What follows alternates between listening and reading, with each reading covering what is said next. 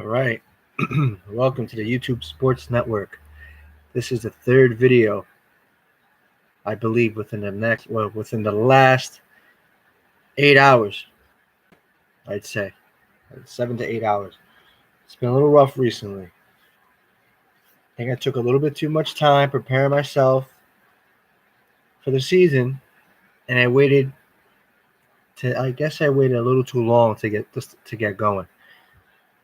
We'll find out more about me going down the road, but as of now, this is a YouTube Sports Network. And remember, just believe in the cause. I don't want to start rambling this and that.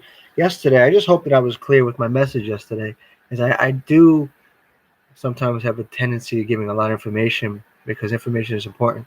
But again, I'm a firm believer. I'm a real firm believer in something called the eye test. Because that's why those writers and that's why a lot of people who are in the media, they get called out and they get questioned because, well, you never played the game. So, you never played the game. You don't know what it is like, or what do you know? And I understand. It's true. I get it. But you don't necessarily, in my mind, have to really play the game to understand the game. I mean, there's a deeper understanding when you play the game. So, what I'm getting at is this. I think everyone has an opinion that if you want to hear it, you can hear it. But if you have an educated opinion and you come from a good place and you're putting the work in, there you go. So I mean well, and I just hope that I can get my stuff up. But it doesn't matter about that right now. I have to cover 16 teams. Of course, I'm cutting it close. It's 11:43. 11:43 a.m. and the games start at 1. So now I'm going to cover 16 teams. It's a challenge. Let's make it a challenge. So let's get into it. Minnesota Vikings. They were 8-9 last season. 8-9 last season. So the outlook of the Minnesota Vikings this year, what do we think? Well, if you watch the Vikings, it's never really been a struggle to move the ball. And now it's been less of a struggle to get points on the board, which they ranked 14th last year with 25 a game. That's nice. That's solid. I mean, 8-9, that's the name of the Vikings. I throw them in a mix with the Browns, with the Chargers, with those types of teams. They can beat anybody. Those 500 teams are real dangerous.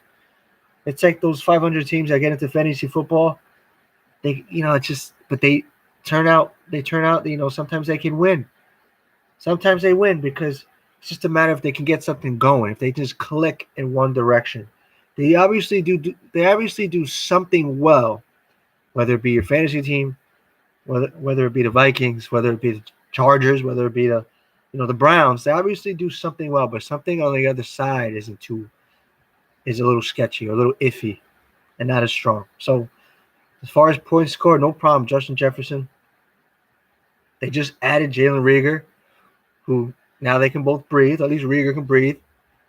Although I don't know what the competition is going to be like there, but that whole comparison. His knock was, oh man, how can the Eagles take Jalen Reagor was the guy taken before Justin Jefferson? All right, so now the Vikings have both. The Eagles have none, but we'll get to them. So, of course, you got Adam Thielen. I mean, you got guys. You got your three receivers. I mean, you got KJ Osborne. You got your guys there. It's never going to be an issue. Offensive line, high draft picks there.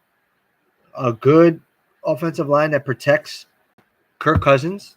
Only 30 sacks allowed last year. Solid with a good running game.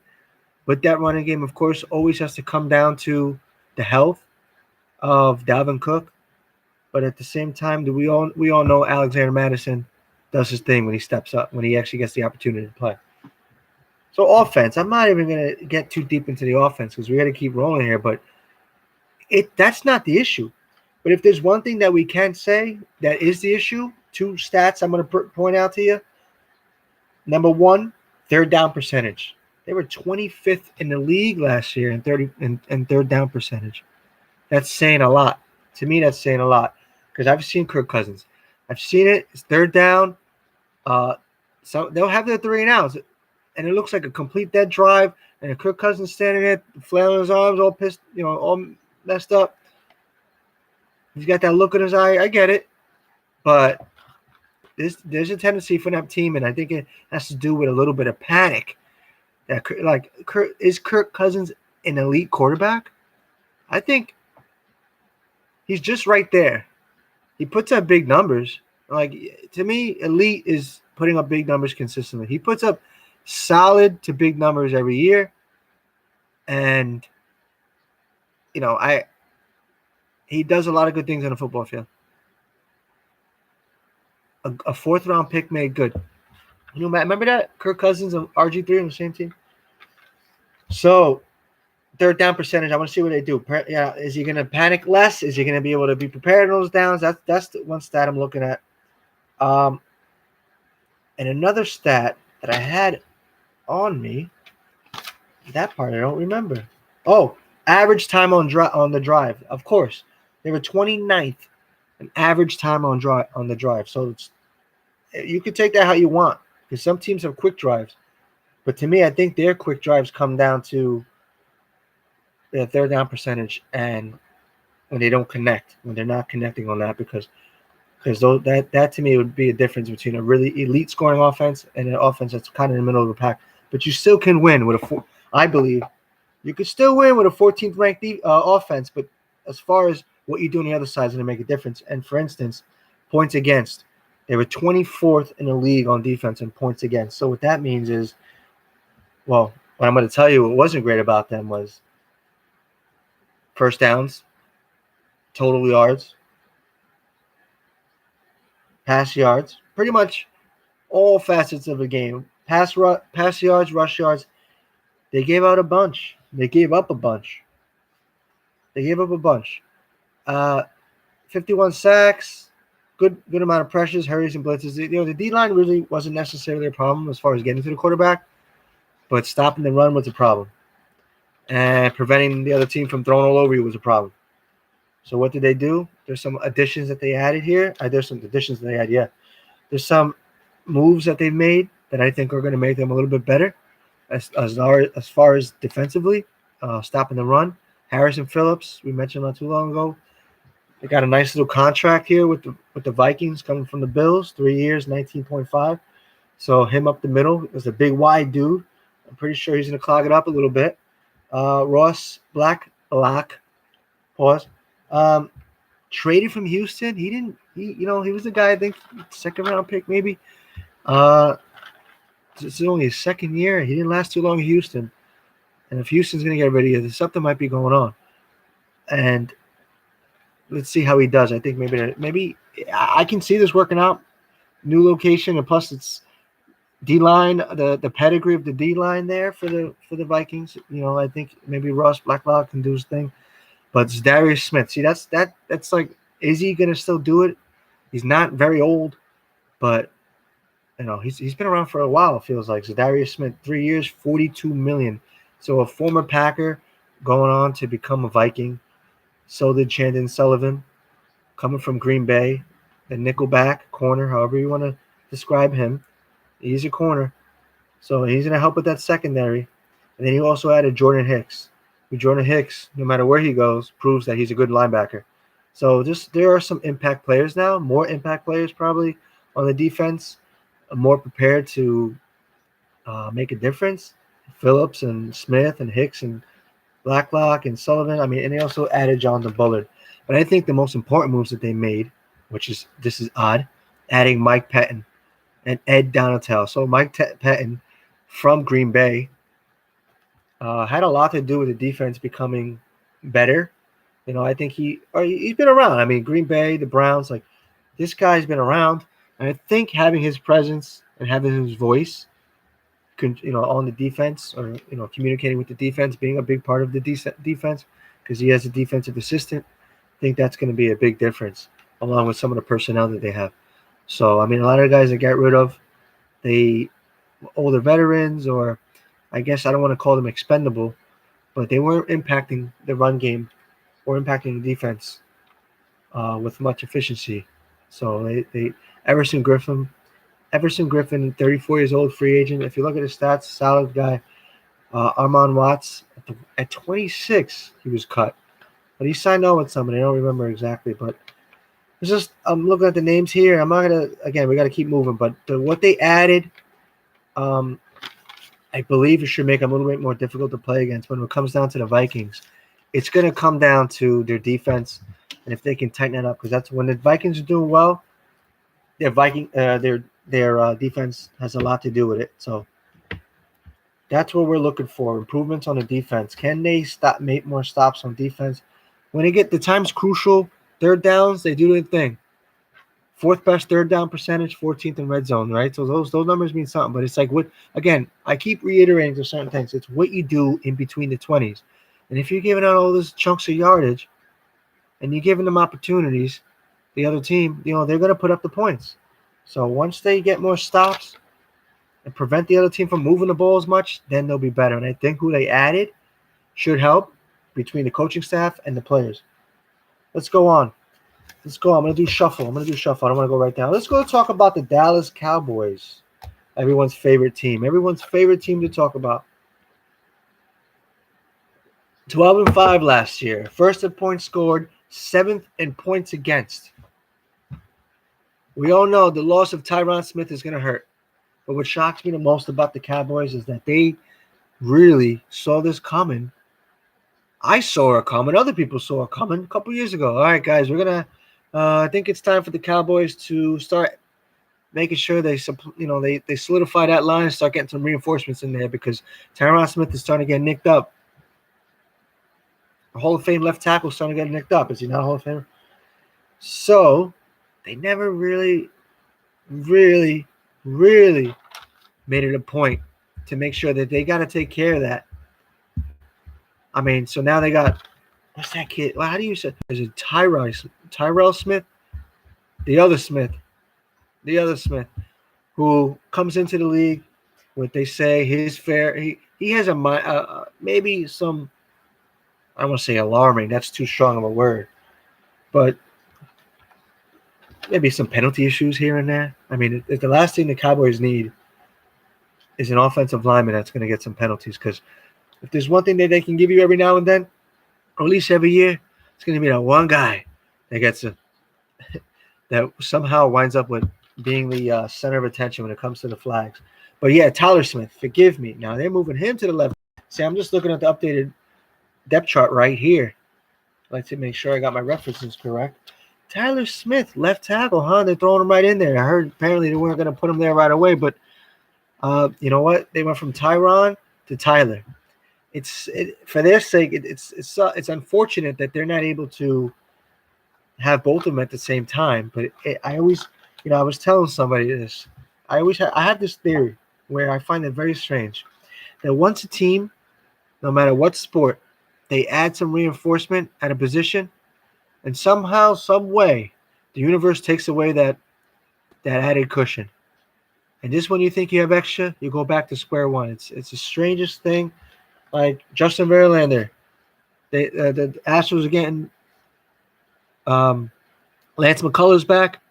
All of a sudden, Justin Verlander lands on the IL with an ankle injury. Like it's just the strangest things. That might be a bad example because I don't know the timeline exactly, but little things like that happen.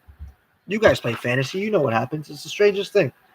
So yeah, the loss of Tyron Smith will hurt, but also they've been slowly, I want to say, working it, like understanding that might happen. So if you look, they did draft a couple tackles in this most previous draft. How ready are they going to be, and how able to do what the Cowboys can do? They move the ball up and down the field, but it always seems to come down to those crucial decisions with the Cowboys. Talk about in between the 20s. Yeah, that team in between the 20s, no problem. Never really an issue.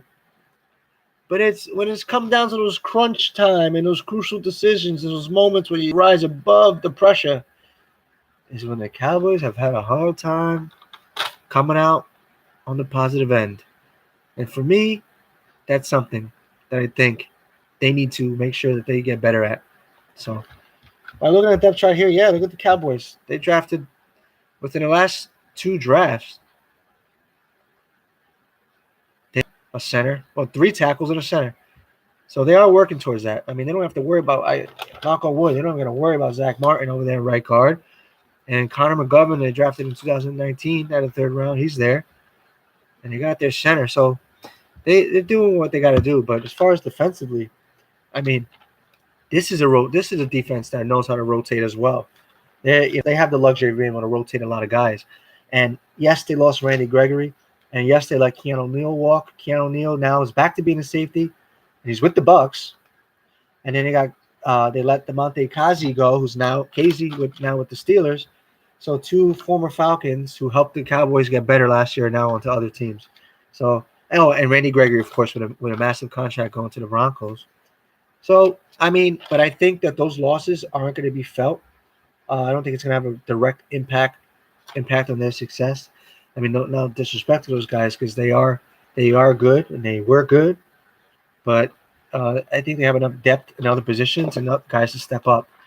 Neville Gallimore, I like Neville Gallimore. I think he's really good. I mean, oh man, I hit these names again. Osa Odihi. Oh God, I'm not even going to start. I'm not even going to continue to embarrass myself with trying to pronounce these names. It might sound like I don't know what I'm talking about, but I see it. I know what I'm talking about. But as far as explaining or pronouncing these guys' names, wow.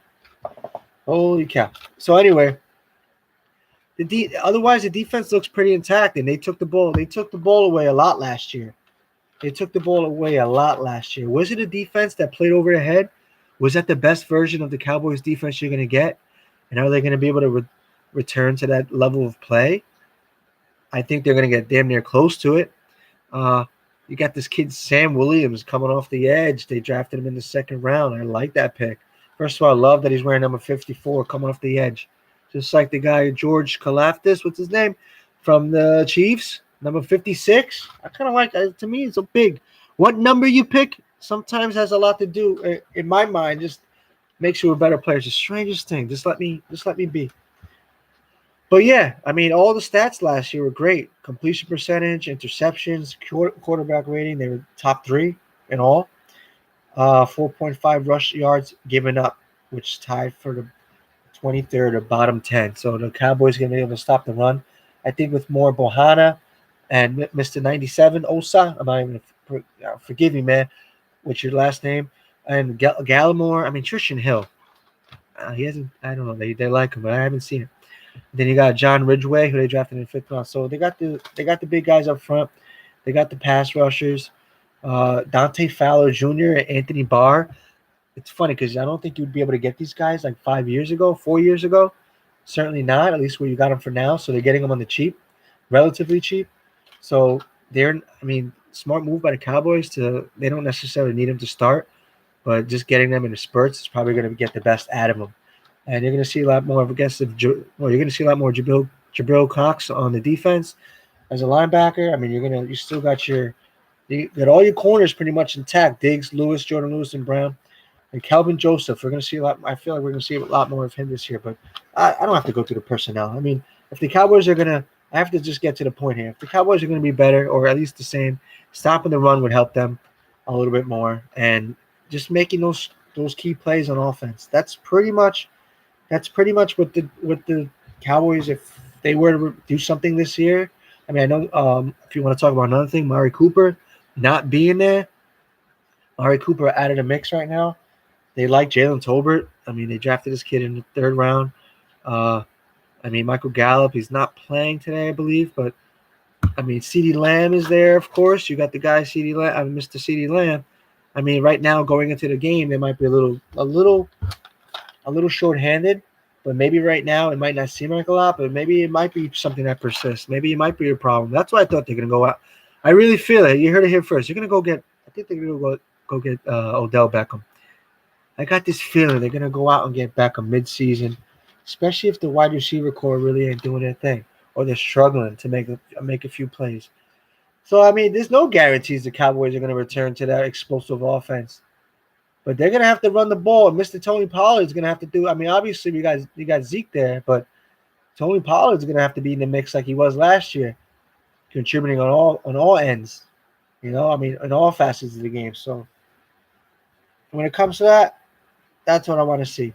Second best 3rd down success rate. That's what I want to see. That's the Cowboys defense right there. Let me move on. I do not want it to spoil over into the start of the games. I got 58 minutes to get through 14 teams. That is something that provides me with a little bit of stress right now. 2021 Saints. They were 9-8. The Saints were 9-8. Let's talk about the Saints real quick.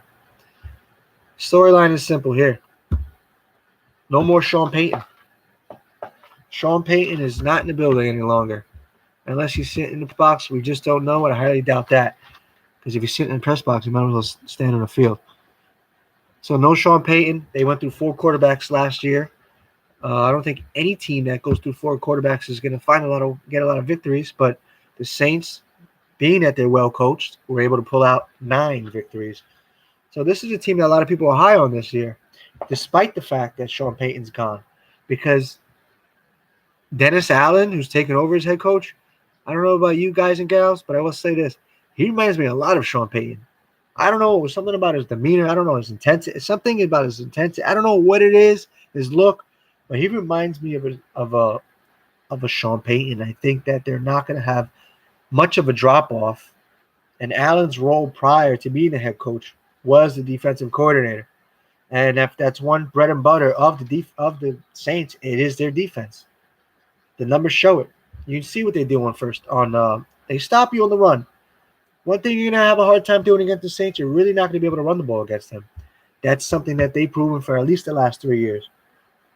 Teams try, but they just can't do it. So, I mean, because of multiple reasons, but Cameron Jordan, and don't forget about Jordan Cameron, who was a tight end back with the Browns and the Dolphins. But Cameron Jordan, Mr. Hall of Famer. Come on, I like to pinpoint who I believe is a Hall of Famer, and I don't think I'm far off with that one. But the defense is intact. It's one of those it's like the Broncos in a way, where good system right now.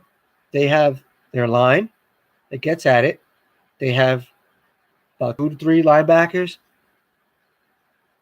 that make the tackles, although I got to go back on that point. And then they got a good secondary. But the thing with the secondary, if we're going to mention one thing, they basically are down 3 safeties. Malcolm Jenkins, the vet, he retired. Marcus Williams signed a big contract with Baltimore. And they traded C.J. Gardner-Johnson near the end of training camp, or maybe a week after. However it was, they traded him to the Eagles because of what they believed or perceived to be it was going to be a difficult time signing him. They were distant in contract negotiations. So they're down 3 safeties, but they added, in response, Marcus May and Tyrann Mathieu. So those guys, they're a little bit older than Williams. I mean, they're older than Williams and they're older than Gardner-Johnson, the hybrid. But they still, I mean, in my estimation and a few others, still effective. Will they be effective this year? As long as Matthew's healthy, Marcus May's coming off an injury as well. I believe he signed for 3 years, $33 million. So I'm looking at those safeties, how they can contribute to the defense, because the safeties, of course, for the Saints last couple of years, especially last year, are a big part of their defense. Oh, and they got Daniel Sorensen, who I mentioned in the last couple of videos. No disrespect to my man Daniel Sorensen, but he's there, and he's going to contribute too. But what I'm getting at is they're pretty, their corners are fine. The safeties I'm looking at. I'm looking at the safeties. And offensively, you're going down back to Jameis Winston. You see, Jameis Winston, I love that he's getting an opportunity because I'm a fan of Jameis. I think he's, I don't like to see guys that, are supposed to be good and they didn't do well, and they a lot of controversy, not controversy. He just did that weird W thing. And they're talking about the crab legs, this and that. Listen, Jameson looks like a fun-loving guy. Just let the guy be. Let the guy be happy. I think he's got that seriousness now. Like, he knows he doesn't have many opportunities left. As young as he is, the quarterback's still playing into the upper 30s, but Jameis has to. I think he'll probably always find a spot to play, but this is his starting role. He's got Andy Dalton behind them, so. He can't get in there and throw the ball around if he wanted to, but they want to see what they want. They want Winston to do his thing, and they limited his throws a little bit last year, as you can see. If you look at although he got hurt, I think he played like 7 games. He got hurt, but they were limiting his throws. He wasn't chucking the ball 40 times like he was with Tampa. So that's what they decided to do, and it was working for them. So a healthy Jameis is the way to be. A healthy Michael Thomas, who no one is giving a lot of love to. All they criticizing, I know ESPN or at least Stephen A. talking about, oh, he's hurt already. And now you're making fun of the fact that he's hurt already? What did he do to you? So Mr. Michael Thomas, who I drafted 4th overall a couple fantasy drafts ago, and then I got a lot of heat for that, but I wound up in the championship. So who was laughing? Although I didn't win it, so who was laughing? And Chris Olave, the hot rookie coming in, another hot rookie coming in.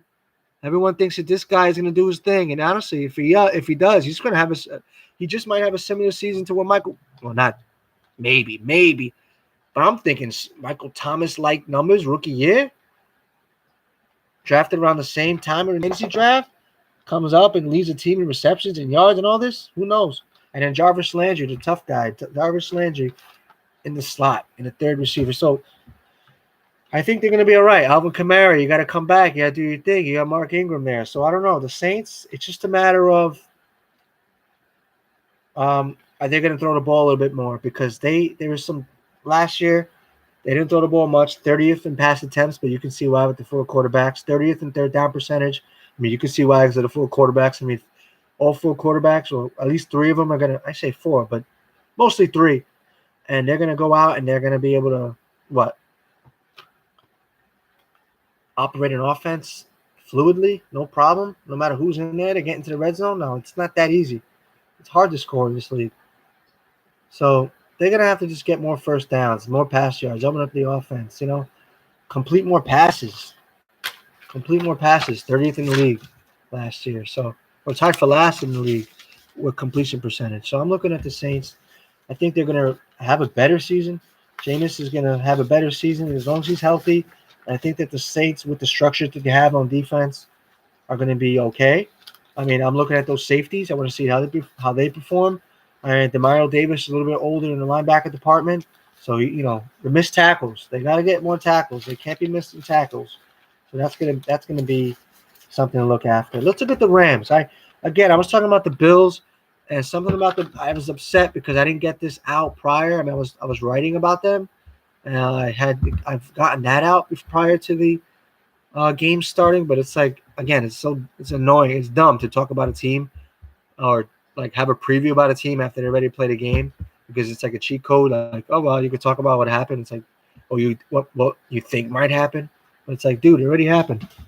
Although a lot of things, season ups and downs, ebbs and flows of the season. But I mean, if anything, what I initially was thinking about with the Rams was. And I mean, if there was one thing about the Rams, it was just a matter of like when I was looking at the numbers. This is prior to the game. This is an old sheet I have in front of me. Take it how you want.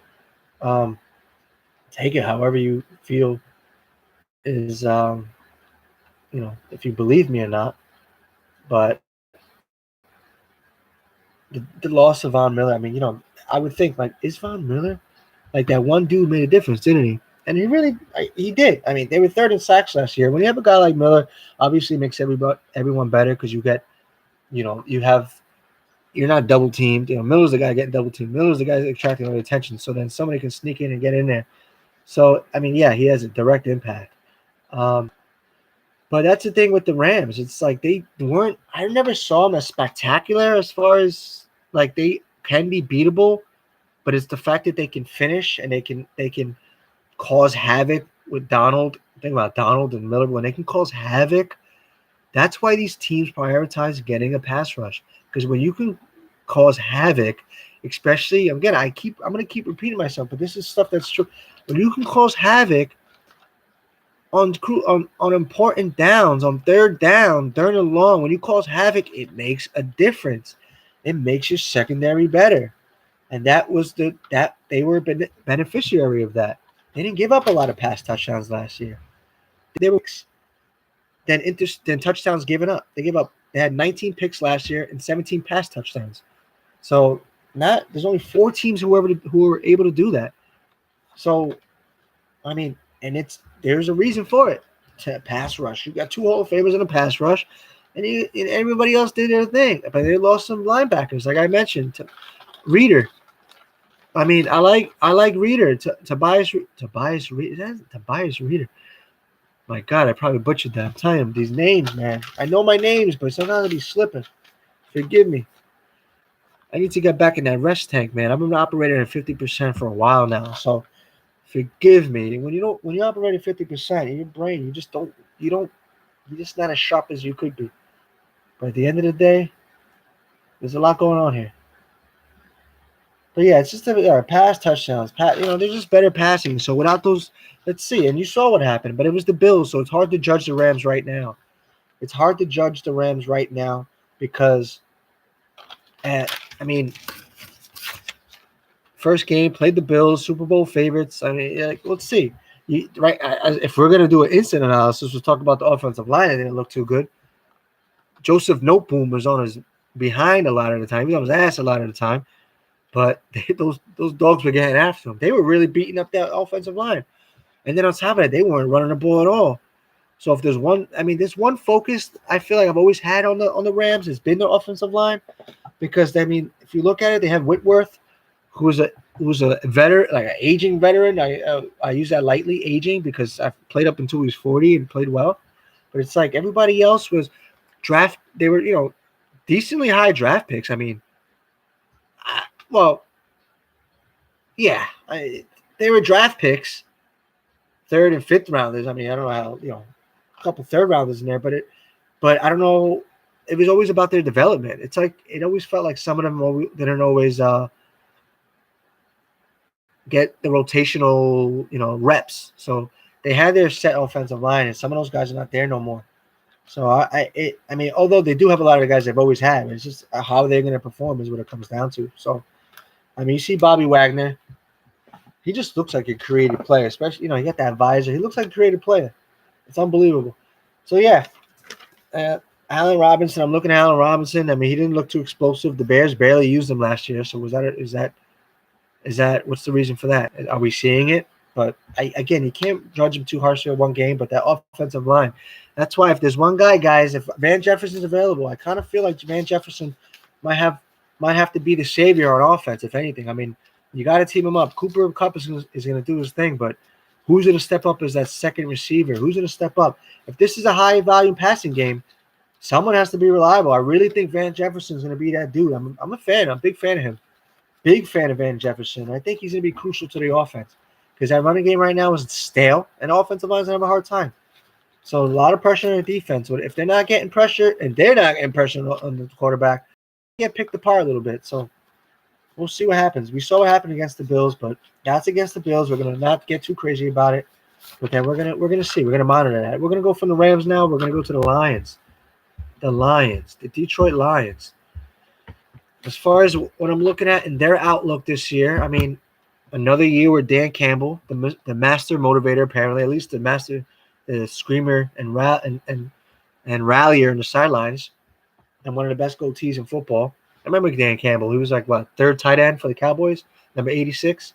I remember him. I think he caught like a Dutch Thanksgiving touchdown. Who knows?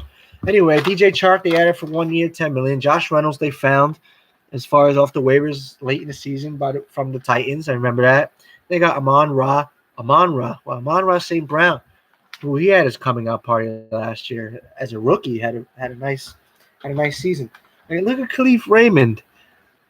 A little bigger than me, but Khalif maybe bigger than me. Actually, I'm not going to reveal too much. I might be bigger than him. Khalif Raymond, special teamers turned deep down the field threat. That's what he did. Quintez Cephas.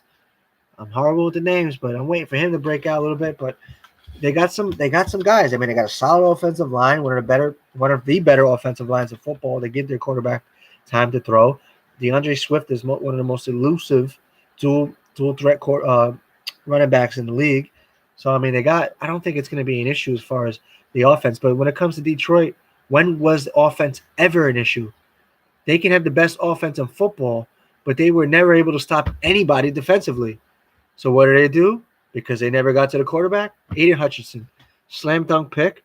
Went to Michigan. I love those stays nearby, of course. I mean, like just like Kenny Pickett went to Pitt, winds up in Pittsburgh on Steelers. Aiden Hutchinson went to Michigan, winds up on the Lions. Interesting how that works out. But I mean, is he one guy gonna make a difference? Sometimes they do. Charles Harris. I mean, do you guys know about Charles Harris? What a season he had last year. So I mean, couldn't he have a repeat performance on the edge, on the opposite side of Aiden Hutchinson? I mean, if anything, again, pressure. If they can get some pressure, which is something they don't usually get a lot of, then it can make a difference. So, but again, attacking that secondary, they got some young guys. Well, I mean, we need Jeff Okuda. We need him healthy. They need him healthy. He didn't play much last season, so I got all eyes on him. As long as him, first round pick, high draft pick, top 5, I believe. Getting that top corner. If you can get playmakers in every level of the defense, between the line, have sound linebackers, and having a couple players, at least the top corner, it will make. Ideally, you should have a better defense, but otherwise, they just could not stop the run. They had a hard time. So what do? I mean, they get a couple guys from Baltimore, Chris Board, linebacker. They got Deshaun Elliott, free safety or strong safety this season. So it's like they got a little bit of guys who came from defenses that were better. But if you heard my Baltimore talk, Baltimore hasn't been the better defense in a while, but still two guys who coming from a background or at least from an organization that prides himself on defense. So ideally, they should help in some capacity. So the team does look a little bit better. They did add some more people, so they should be a little bit more complete. It's just for the effort. What is their effort going to translate into? What is their effort going to translate into? Because they were never that hard to pass against. They're never that hard to run against. It's like, where are they going to focus their energy? How are the coordinators going to make this team a little bit more competitive? Because until the Lions won't win games until they start playing some defense, no doubt. So, and also start making some tackles. Last in the league with 132 missed tackles. I'm not gonna get too deep into it because all the numbers really aren't that great. They're down, this, that, and the other thing. I don't have to give you a stat to go, really? No, you saw what it was. They weren't very good. They just got to be better. Maybe Aiden Hutchinson makes them a better team. Let's move on. Carolina Panthers. I couldn't wait to get to this one. The Carolina Panthers. You know what's funny about the Carolina Panthers? That they got Baker Mayfield. And not that it's funny that they got him, but it's just funny that Baker Mayfield was so disappointed, yelling at the Browns or like voicing his displeasure. Hold on, I got to get a little cup of coffee for this one. Hold on 1 second.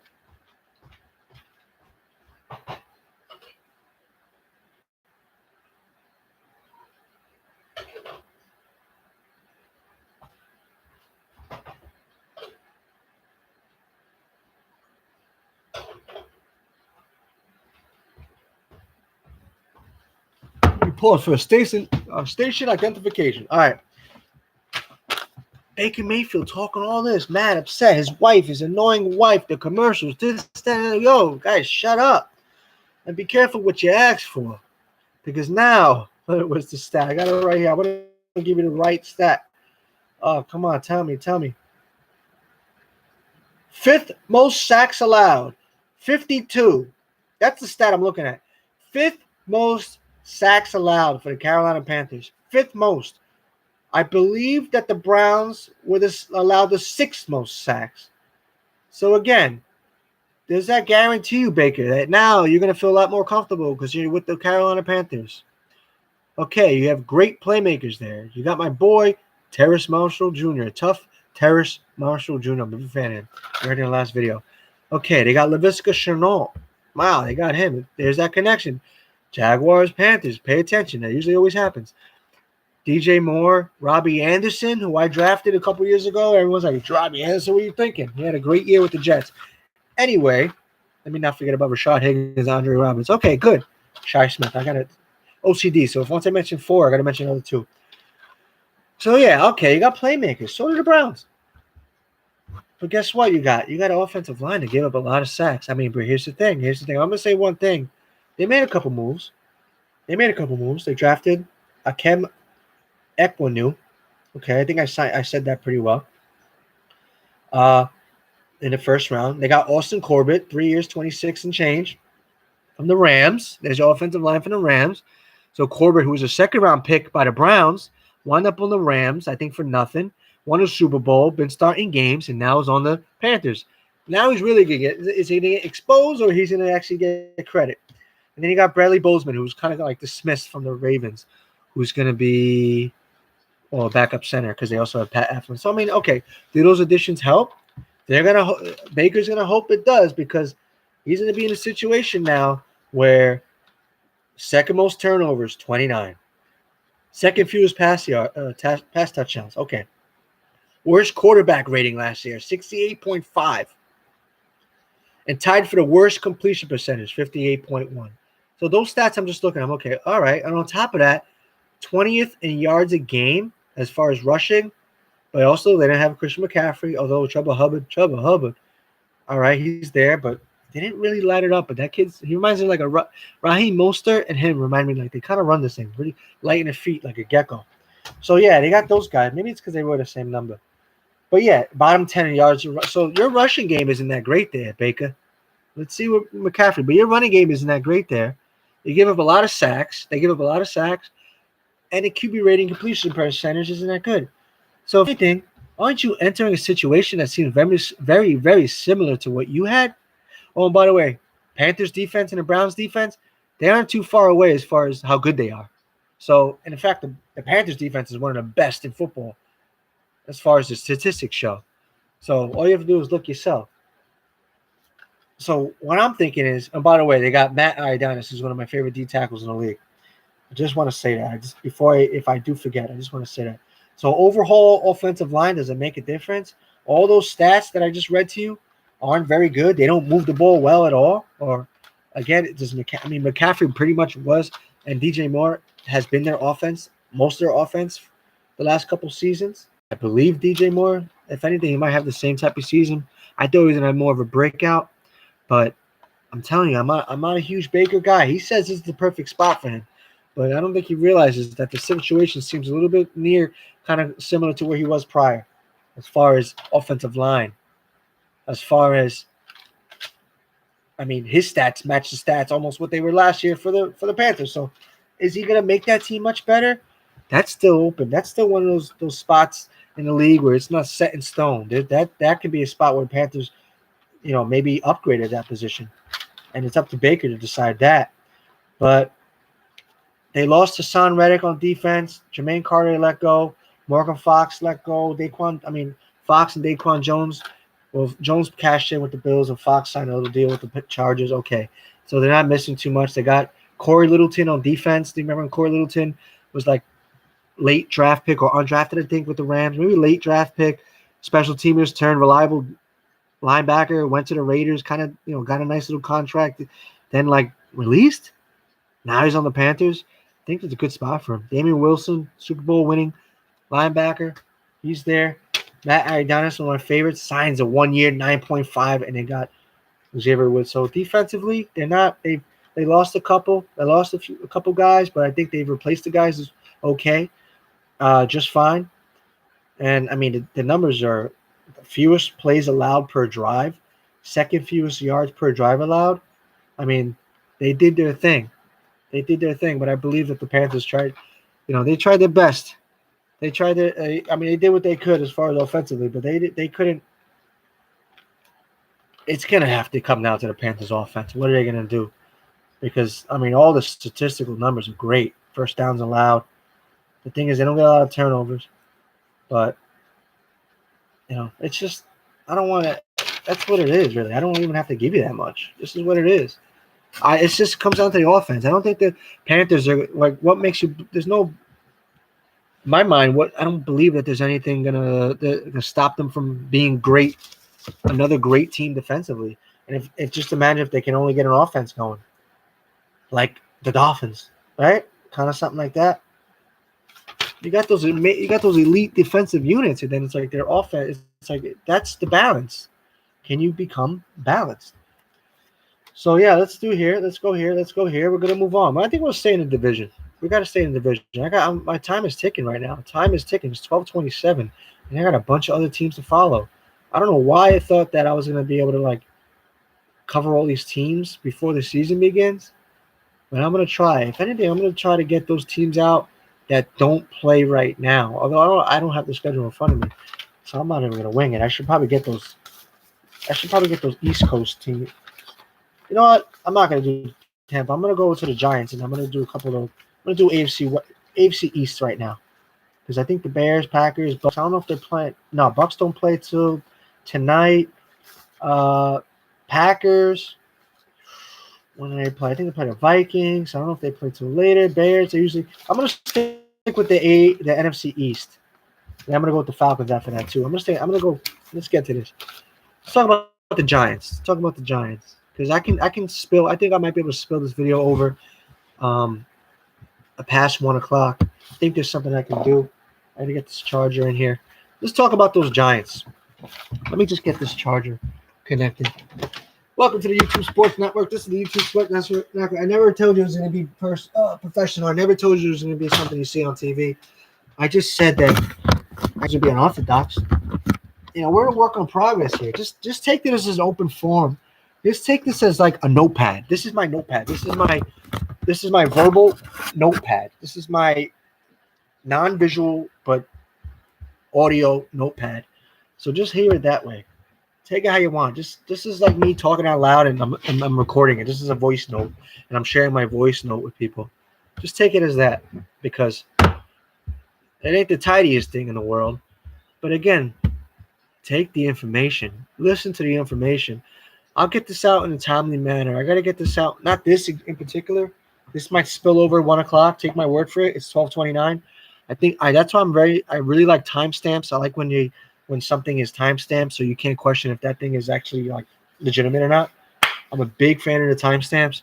And I noticed that I feel like I don't know. I haven't been surfing YouTube as much, but I don't remember. I feel like the dates or the times are off, or like sometimes you don't even see the date video. So I just hope that this is going to be timestamped. Anyway, this is what I'm looking at. These are the people I'm looking at. Mike Kafka, quarterback's coach, passing game coordinator from the Chiefs. Okay. Don Martindale, formerly of Baltimore, DC. And then Brian Dable. Places the idiot Joe Judge. That guy is so annoying to me, Joe Judge. He also reminds me of my family member's neighbor, and he just annoyed me because he had the heaviest feet in the world. So, I'll never dissociate those two. They're annoying to me. Anyway, Joe Judge. How he got his job?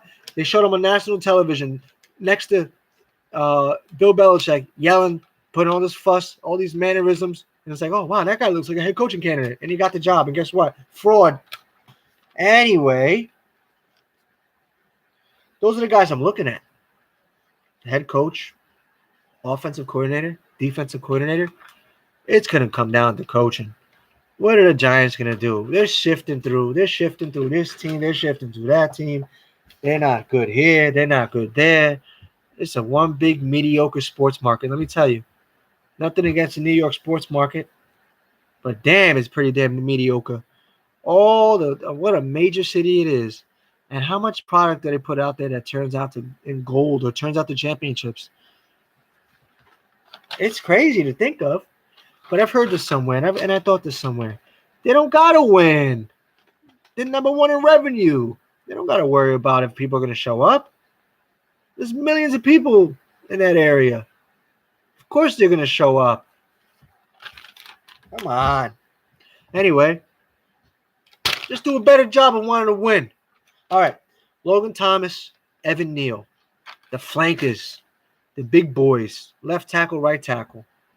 Huge individuals. That right there, okay, they got their edges. They got the people protecting the blind side, protecting his peripheral, I guess you could say. His peripherals are covered, apparently. So we'll see how that goes. But again, they made some replacements here, right? So they picked up John Feliciano.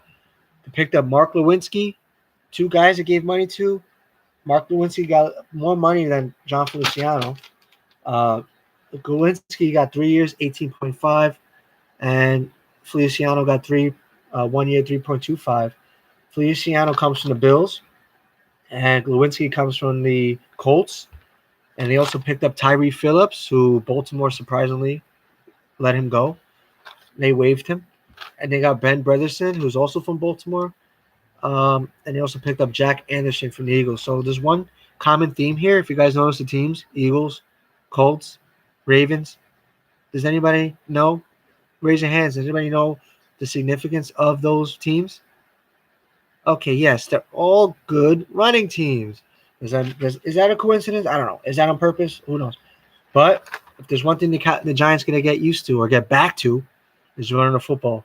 When they won the Super Bowl, what were they good at? Running the football, playing defense, getting pressure on the quarterback. Again, formula, guys. Formula. Are you good at it? Depends.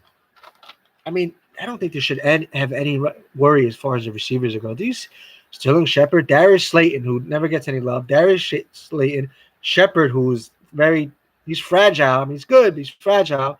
I mean, Kadarius Toney, one of my favorite receivers, he just looks like a ball player. And I love the number 89. And then he's got that classic attire too. And then Kenny Galladay, all eyes are on Kenny Galladay. You know, they pick him up, great move. He starts playing, what the hell? So it's like, you're happy or not. But I understand he hasn't been healthy. And they're questioning his integrity, or they're questioning his, willingness to want to get out there and get tough. And they also drafted Wan'Dale Robinson, who everyone's high on. It's one thing about the Giants. They're always ecstatic about who they bring in. And then they play a couple games like, what the hell? So, I mean, offensively, they got everything. I mean, on paper, they got everything. My boy Matt Breida, one of the fastest guys in the NFL, backing up Saquon Barkley. I like that. I mean, Matt Breida, it's like, can you imagine if they just actually commit to these running backs and they give them 6-7 years in a row? Breida would have put up stats, but these guys sign with organizations where they don't really have much of a chance to play. But I guess at this point with the Giants, you might. I mean, we saw what Devontae Booker did last year. He got an opportunity. He was doing his thing. I mean, his yards per carry weren't the greatest, but again, Giants it comes down to offensive line. They only flourish. Daniel Jones would flourish, although he will flourish if they're better. But I understand Jones is you don't know with him either. I mean, he's got the it factor to him. He's got something that makes you go wow, but he also makes you scratch your head. That's who he is. But if you look at his college stats, that's who he was as well. He's up and down. So he's intriguing. That's called an intriguing prospect. So then you see it play out, and then you go, what the hell's going on? But again, you knew what you were getting. So offensive line, all eyes on you. Run the football. These stats. I mean, I don't think I even wrote this down. But the stats are what they are. I believe they were 29th, 26th, or 25th, 24th. Last 3 years. Don't quote me on that, but the bottom 20s in rush attempts the last 3 seasons. They refused to run the football. And I guess they refused to run the football because they have a hard time running the football. But then again, they have a hard time calling plays. One of the most unprepared teams. Joe Judge, pride yourself on him. But what are you doing? You're taking an easy route. Oh, discipline. Who cares? If we can't get a first down, I'm just going to make sure we get 1 or 2 yards just so we can get some positive yards. What are you doing, kid? Ain't no moral victories on a 3rd and 10. So I don't even have to get into it. We know what the deal is. You follow football, all these numbers, this and that. I'm looking at the coaching staff. I'm looking at the offensive line. I'm looking to see, it's always Dabble came from the Bills. Kafka came from the Chiefs. He worked with Mahomes. Dabble worked with the Bills. Martindale came from the Ravens. Okay, you came from where you are, but let's see the imprint you put on this team, especially those OCs and the head coach. Look at Dabble's record before he came to the Bills. I mean, he wasn't the greatest coordinator in the world. Let's see what he does. I'm not saying he's a bad guy. I want to see the impact. Again, I don't think they're bad moves, though. They're, as far as the right moves, with everything else that was out there, you give them credit. This is one of those things you're okay, good moves. Good moves. I can't knock them for that. I just want to see him do it. Martindale, he's gonna make them blitz. Giants are gonna be blitzing like crazy. That was his MO with the Ravens. Blitzing. So they got to improve in a lot of numbers, red zone, everything. But there's one thing about the Giants. I will say this: their secondary. I think you're going to start hearing about their secondary more. Although they were getting some love last year, you're going to hear a little bit more, even more so this year. A lot of young players on the secondary, a lot of young talent on the secondary who got a lot of action and who will get even more action. Xavier McKinney, I'm just highlighting you right there. I'm going to end it right there with the secondary. But guy had a little coming out party last year, did his thing. So, I mean, I want to see it. They got to get their pass rush going. Aiz Ojulari. See, take your time with these names. And Kayvon Thibodeau, this year's first-round pick. Last year, Ojulari led the team in sacks. So maybe they're getting their young pass rushers in there. I want to see it. They got Jihad Ward coming from Jacksonville. Although, was he on the Giants last year? He might have. But either way, it's a few things. But, get that pass rush going. Secondary's going to get some love. Offensive line. Show up. Step up. And have an identity on offense. That's it. Seems like that's it. But that's what it is. It's like just improving a couple areas. They should be okay. Let's go over to the Commanders. The Washington Commanders. This is a team that they just hang around, don't they? Like, it's for them, it almost seems like it's the team that really won't ever take the next step. No disrespect to that fan base. It almost feels like they're never going to take that next step. Or not never, but they haven't taken that next step. I mean, they get these receivers. Scary Terry McLaurin, okay. Jahan Dotson, yes. First round, Penn State. Curtis Samuel, Ron Rivera, they wasn't really around last year. So, yes, those are his top three receivers. Yes, Andrew Norwell's there as a guard. Remember, we're talking about Brandon Scherf. They kind of switched locations. I mean, Trey Turner, right guard. I think he was a Pro Bowler, was a pretty decent guard with the Chargers. Then he went to Pittsburgh and spent 1 year with Pittsburgh, and they weren't very good offensively, or that offensive line was. They didn't run the ball well, so now he's getting an opportunity to start with the Commanders. It's like they're a weird team, the Commanders. They're a strange team. I mean, excuse me. It's like they can win a game, but they're not really explosive. Their MO, their calling card is a really good defensive line. I mean, a lot of draft capital went into there. All three first round picks on the line, and a first round linebacker in Jamin Davis. So from last season. So I mean, as far as near the line of scrimmage, they got the talent there, But it's a weird team to understand because they're not amazing in a lot of things. They're kind of middle of the pack, and those middle of the pack teams, they kind of like, I know I said the 8 and 9 and 9 and 8 they can win, but it's like the 7 and 10s, those type of teams. If you don't make a significant improvements somewhere, you might, unless you make a tweak here or there, like you get a coach that just, like Dan Quinn came over and made a huge difference for the Cowboys. Like, I know they still, like that type of move, but otherwise, I mean, Jack Del Rio was there last year. He's there this year. So it's, and I mean, the defense, like, what have they done in the secondary? I mean, they made a couple draft picks. I mean, a 4th rounder and a 7th rounder. Not that the round kind of necessarily makes them like who they are, because we also, some other, Christian Benson they're talking about with the Bills, but again, he's part of an amazing group cast, so he can be who he is. But at least he has a little bit more leeway.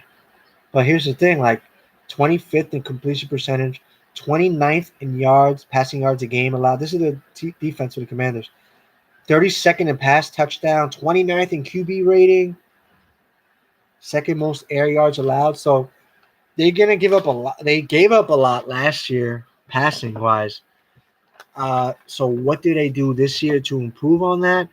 And they pretty much have the same personnel within coaching and who they have on the roster. So where, does it just get better suddenly? Do they get more luck? Like, that's what I look for. I look at that. Those are the trends I look for. So that's what I wrote down. I mean, what can they prove? How are they going to prove to be better when they kept the same roster and coaching staff? That's why it really comes down to Carson Wentz. Like, okay, if you did keep everything the same, essentially, where are they going to improve? So how are they going to improve? Okay, so they thought getting the quarterback, right? And Taylor Heineke, who's like a baller, he's a gamer. Like, that's the guy they all rally around. There's no secret. Like, you saw it. You saw the inside in the locker room. Everyone's like, giving him mad love, and respectfully so. Undrafted, coming in there and doing his thing. So Carson Wentz, once again, all pressure on you. All pressure on you, because if you see the defense, they're down defense 48%. What was it, 31st ranked? I mean, I keep adding little tidbits here and there, but defensively, stopping the pass was not their strength. Preventing touchdown passes were not their strength. Yards, not their strength. Third down, not their strength. So, I mean, how they stop that? Carson, it's all on you, my man. It's on you to turn the offense around. It's on you to turn that offense around. You might see a lot of Antonio Gibson. They say they're going to – I like him a lot. I mean, a friend of mine brought him to my attention a couple of years ago coming to the job. He goes, yo, watch Antonio Gibson. I watched the highlights. It says wide receiver, running back. He puts on a uniform in the NFL. He looks strictly like a running back. It's just funny. It's just – and then, I don't know. I mean, I like him. And then they got Robinson, right, who they drafted third round. Brian Robinson, who unfortunately had an incident happen to him. Got shot, for God's sakes. And now he's going to be out for a few weeks. So Gibson, this is your time. Wentz and Gibson. They're going to be the guys. It's up to Wentz. It's up to Gibson. It's up to those two guys to take control of the offense. Wentz, you're in another location where you need to turn it on, baby. Are you going to be able to do it? Prove them wrong. I want to see Wentz prove them wrong, because when I seen with the Eagles a few years ago, I thought wow. I said, that guy's an MVP candidate. He had the leadership. He had the toughness. He had good things going for him. And he had the stats. So what is the Washington Commanders going to do? Because they're pretty boring to me. How are they going to turn it up? Eagles. Let me wait for this to load. I got my paper here. Yeah.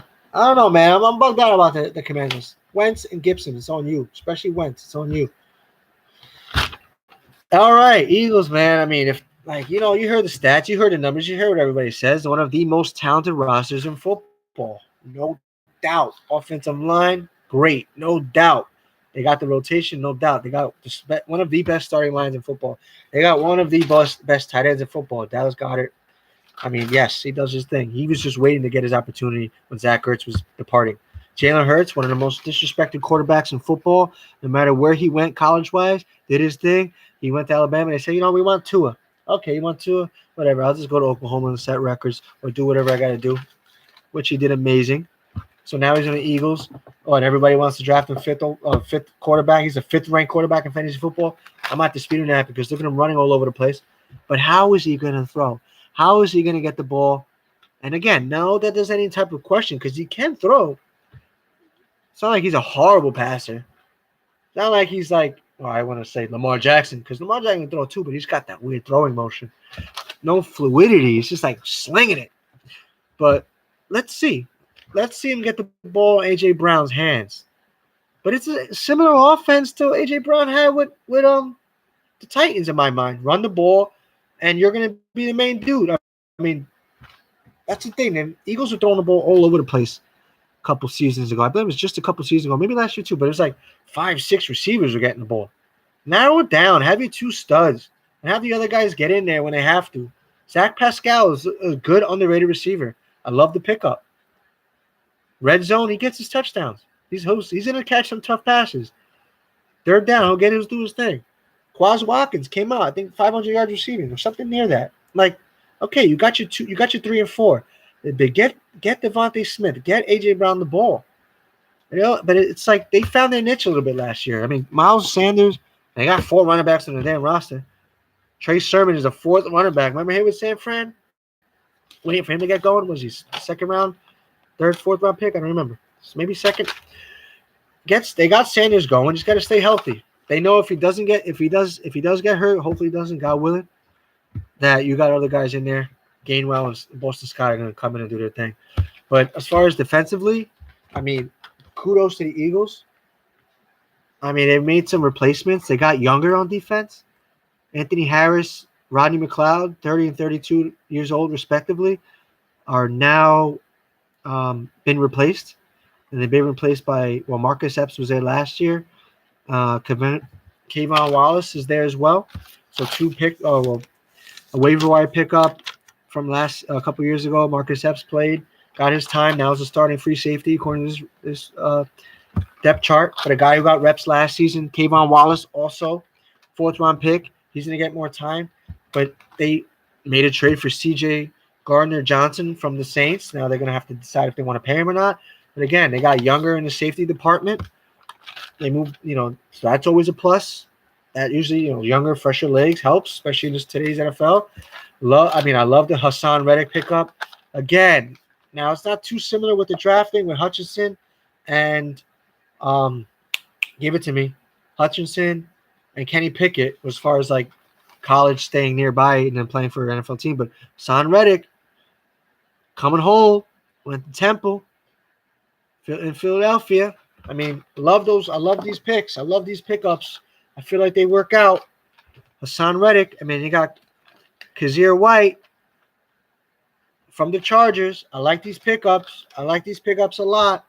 I mean, those two guys are replacing Jannard Avery and Alex Singleton. I like these pickups. I really do. I think that, Singleton came in. I think he was a nice, pleasant surprise for them. Avery was a guy who they, he did his justice. I mean, he did his thing. He played his snaps. Serviceable. But now they spent a little money in that position between Reddick and White. So those guys, good age. White is an athletic linebacker. I just fits the bill. These guys fit the Eagles. They just fit them nicely. And then they go out and get James Bradbury. Again, follow it. One guy stays within the division. It's a thing that happens often. It's just a move that happens often. Guy leaves the organization, goes to another team within the division. Like, there's a lot to like about the Eagles, man. There's a lot to like about the Eagles. And on top of that, Nakobe Dean, linebacker, who they drafted from Georgia, Jordan Davis, who they drafted from Georgia. So they got two defenders from one of the better defenses in college football. Those guys are producing NFL-ready players. You got to love the Eagles, man. You gotta love the Eagles. I mean, if there's one thing we're going to talk about, I'll give you a couple numbers. Sacks, 31st in sacks. They had 29. But again, it's not like they got to be – they don't need the sacks. I mean, sacks would help. And it might sound stupid. They don't need sacks. Of course they need sacks. Every team can use sacks. But they're tough to play against. But I see that number. That number can only go up from here. And the worst completion percentage against. That's what James Bradbury is here for. That's what C.J. Gardner-Johnson's there for. They got another year. I mean, Darius Slay at one point was one of the better corners in football.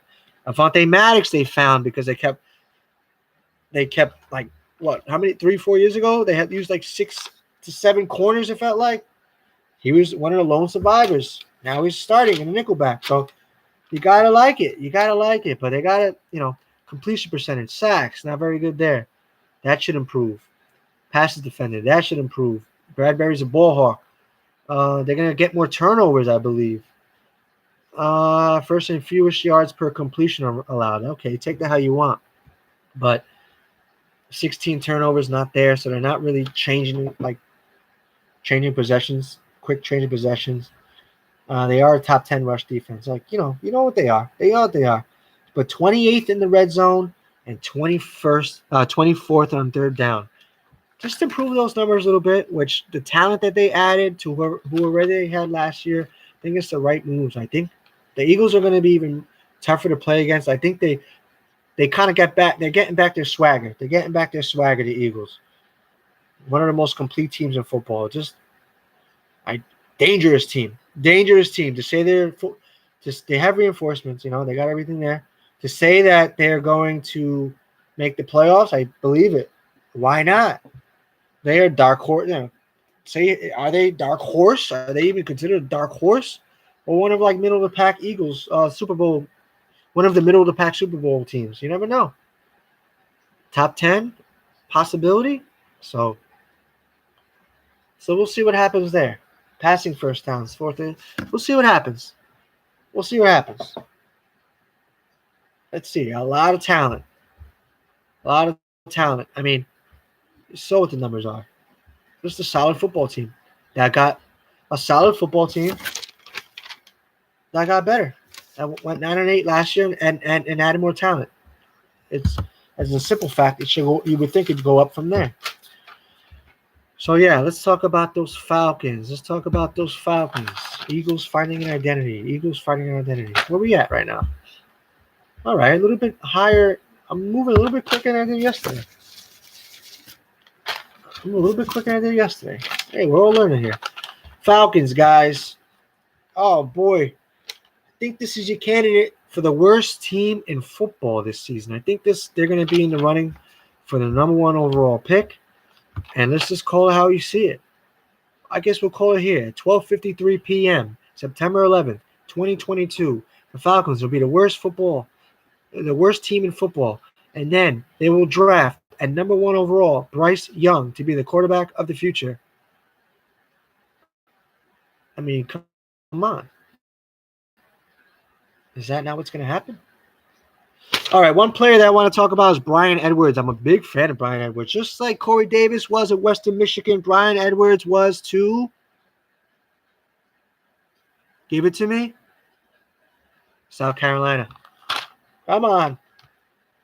Was he a 4-year starter just like – I think he was a 4-year starter. I believe Corey Davis was too at his school, Western Michigan. So love these type of receivers, these seasoned receivers. He has a great opportunity to step up. I mean, he had like 500 yards receiving. I said about Quaz Watkins, but I believe you saw about Bryan Edwards. He had a couple good games last year towards the end of the season, but, you know, the Raiders, they don't spread the ball around like that. Maybe if they do, it's like 2 catches here, 2 catches there, and then one guy gets 8. So it's like weird team. But as far as the Falcons, opportunity abound. And I really like Bryan Edwards. Don't sleep on the fact that he might become their number 1 receiver. I know they got Drake London, and they drafted him, 5th or 6th overall?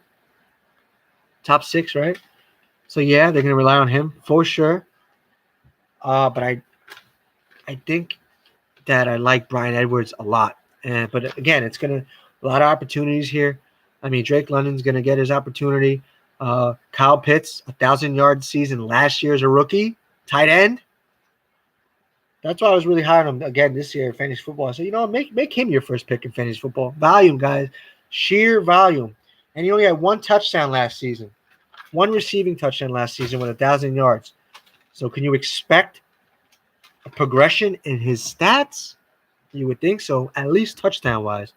So, yeah, I mean, Edwards, Drake London, Olamide Sacharias. My God, is a Greek god.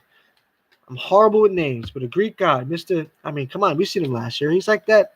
He's gonna take over like that Calvin Ridley. I hope he comes back, man. I really do. But they got Tim. I mean, that's the lone survivor there from the previous teams or for the last couple of seasons, as far as the offensive goes, as far as the receiver department. But I'm spending a lot of time here, so there's going to be opportunities there. Damiere Byrd's there. We've seen him with Patriots and the Bears. Carter Hodge, he's been sticking around the NFL. He's been with the Giants. So they got some guys there. But I like Bryan. I think Bryan Edwards is a sleeper fantasy football waiver wire pickup. You might be like, yo, I got to get Bryan Edwards. Yo, I got to go get Rondale Moore on the Cardinals. Why the Cardinals not here? Oh, man, I have more than just that. I got the Cardinals. There's a couple teams here I still got to pick up. That I didn't write down on paper. It's hitting me now. Can you imagine? We're going to have to keep this going. I might have to break this up and do a continued. Yeah. Because I didn't realize I got 3 other teams after what I got here. So, okay, Falcons, yeah. I think they're going to be the worst team in football. They're going to get the number 1 pick. And they're going to go ahead and get Bryce Young. So, here's the thing. Before that, I don't want to just overlook and step over Marcus Mariota. Good for Marcus Mariota. Another contract that he gets that he has to prove himself, of course. But again, job's a job. An NFL job making millions of dollars, that's a nice job, ain't it? So, I mean, they got Desmond Ridder, who was a 3rd-round pick this year. They got him, like, in the fantasy rankings, they got him, like, 33. So I guess they got him coming into the game eventually, contributing. But I think Mariota should get every opportunity to, he was the 2nd overall pick in his draft, and he's still young. upper 20s, right? Mid to upper 20s. Like, let him rock. Let him spread that ball around. I mean, let him do what he did best: run the ball and make timely throws. He would float the ball up there, but somehow those floaters wound up in the hands of the receivers or tight ends. So, and as far as defensively, I mean, they added Lorenzo Carter, they added Rashawn Evans, two linebackers. Uh, okay, I mean, I'm not even gonna go into it. Man, I wish I had the name. I just can't pronounce it, so I don't even want to say it. But he's now moved on to the Jaguars, their best tackler. But Rashawn Evans is coming in.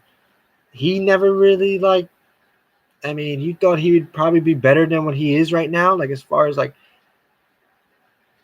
really doing his thing and become a household name, but that hasn't quite happened yet. So maybe now going to the Falcons and playing a prominent role, you'll hear more of him. You're going to hear more of him because he's going to be making a lot of the tackles. But I'm looking at, I don't know. I'm not liking what I'm seeing as far as the Falcons. I mean, points against 29th, points for 26. Maybe they improve with the points scored with Mariota there, like a little bit more agile. Not that he's better than Matt Ryan, but maybe he just maybe he can run for a first time here and there, extends more drives. Points against 29th. I don't know how much better that's going to get. That could get worse. That could get worse. I mean, it's just going to be about what's going to come down to them is just being about trying to be competitive. Like maybe they'll be in games here and there, but there's a possibility of some blowouts here. So I mean, it was some blowouts last year. I mean, again, 7-10. The Falcons for a while have been up and down, fading. One decent season, a couple bad seasons. One they might be okay. It's just they haven't been good for a while. Let's just say that. So D-line didn't get much pressure. 32nd in that. Sacks, 32nd. They only had 18 sacks last year. Rush yards against were near the bottom. I mean, man, a lot of first downs, completion. They were one of the easiest teams to move the ball on. I'll summarize by that. So, and can you imagine Deion Jones, who everyone was like, 2017, I think, 18? This guy was like, man, one of the best coverage linebackers. He's like Levante David, like that type of breed. Now he's relegated to the second string, although right now I think he's on IR right now. But it's like, really? Very strange stuff. So, yeah, Falcons, man. I mean, it's just about opportunity. Who's going to step up? Mariota, hope he does. I mean, Kyle Pitts, do your thing. Brian Edwards, I love it. I want to see what he does. I mean, Drake London, of course. The Greek god, Zacharias. Man, I'm mispronouncing that name. But, yeah, as far as what they do got, I mean, they got 3 first-round picks in an offensive line. You can't knock that. They're not the worst offensive line in football. So they will protect. So maybe that's their strength. Maybe they run through there. Maybe they're just maybe they run the ball better. I didn't even mention Cordero Patterson, who had one of his best seasons of his career when he was already emerging. This guy drafted high from the Vikings to be a wide receiver and turns into a running back and lasts until he's 31, close to that, right? And coming off most improved player. I love it. So we'll see. Damian Williams, I want to see what he does on that turf. Quicker than Mike Davis was last year. Did they use him? And Tyler Algier, everyone's talking about him. Of course they're talking about him because those guys, Williams and Patterson, are older, so you would think the opportunity will go to Algier, drafted in the 5th round this year. So, it's just about opportunity with the Falcons. I want to see. I've met what I think might happen. So we're going to move on. I can't believe I got all these other teams to talk about. I did the NFC East. I got in my hand, wow, Packers and Bears. Still got to talk about the Bucks. I talked about the Saints, Falcons just now, Panthers. I did that. Talked about the Rams. Oh, man, I got to go to the NFC West. Jeez, we're going to go to the Bucks because I got to finish. I had them in my hand earlier. We're going to go to the Bucks. Football, it's 101. Welcome to the NFL, the 2022 NFL season. This is the YouTube Sports Network. Can you imagine? Leave it up to the YouTube Sports Network. Guys, I told you, unorthodox. Who's talking about a preview of the season when the season just about to begin and also just started the other day? Don't worry, though. It all makes sense. It all makes sense. I'm trying to time this now. West Coast teams, they didn't play yet, unless the Rams, Rams did. I don't know the schedule right now. But again, at least the Rams, all right. Bills, we talked about that. I gave my apologies, but we all talked about it. I tried to do my best. At the end of the day, what I said is what I said. You know what I said. And also, NFL season just started, but I've covered what? I got 6 more teams to go. Wow, 6 more teams to go. You know what I'm going to do here? I'm going to stop it here, and then I'm going to come back fresh with the 6 more teams. I'm going to make this a continued, just so I can catch a breather, just so I can get a reset. But as far as that, I'm going to start with the Bucks, and then I'm going to move on to the Packers, Bears, and then go to the rest of the NFC West. So let me stop right here and finish off with the last 6. This is the YouTube Sports Network.